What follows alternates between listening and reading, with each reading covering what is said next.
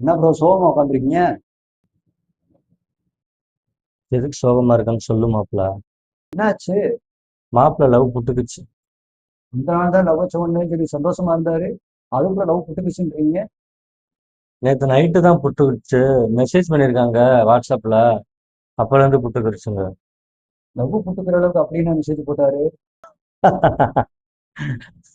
அது என்னாச்சுன்னு நான் சொல்ல உங்களுக்கு. அதாவது முந்தா நாளதான் லவ் வந்து மாப்பிள போய் சொல்லியிருக்கேன் அந்த புள்ளட்ட.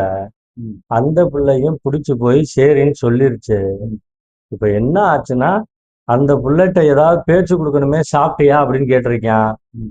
சாப்பிட்டேம்மா அப்படின்னு அனுப்பிச்சிருக்கு. பதிலுக்கு இவனும் நீ சாப்பிட்டியான்னு அந்த புள்ள கேட்கணும்னா சாப்பிட்டேம்மான்னு அந்த புள்ள அனுப்பிச்சிருக்கு.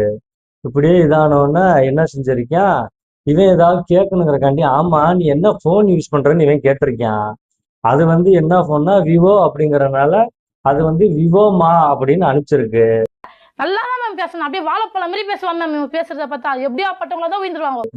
பதிலுக்கு அந்த புள்ள இவர் என்ன போன் நீ என்ன போன் யூஸ் பண்றன்னு கேட்டிருக்கு. அதுக்கு சொன்னதுக்காண்டி தான் அந்த புள்ள இப்ப வந்து பிரிஞ்சு போற அளவுக்கு ஆயிருச்சு. போன் பேர்ல சொன்னதுல அப்படி என்ன இருக்கு?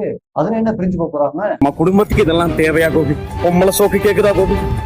பொம்பளை சோக்கு பொம்பளை சோக்கு ஏண்டா ஏண்டா மானம் கிட்ட அது ஒண்ணும் இல்லைங்க.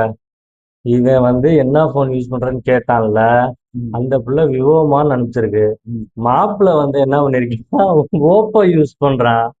அதுக்கு வந்து விவோமா அப்படின்னு போட்டதுக்கு பதிலா இவன் சேர்த்து ஓப்போ கூட அந்த வேலையும் சேர்த்து போட்டான்.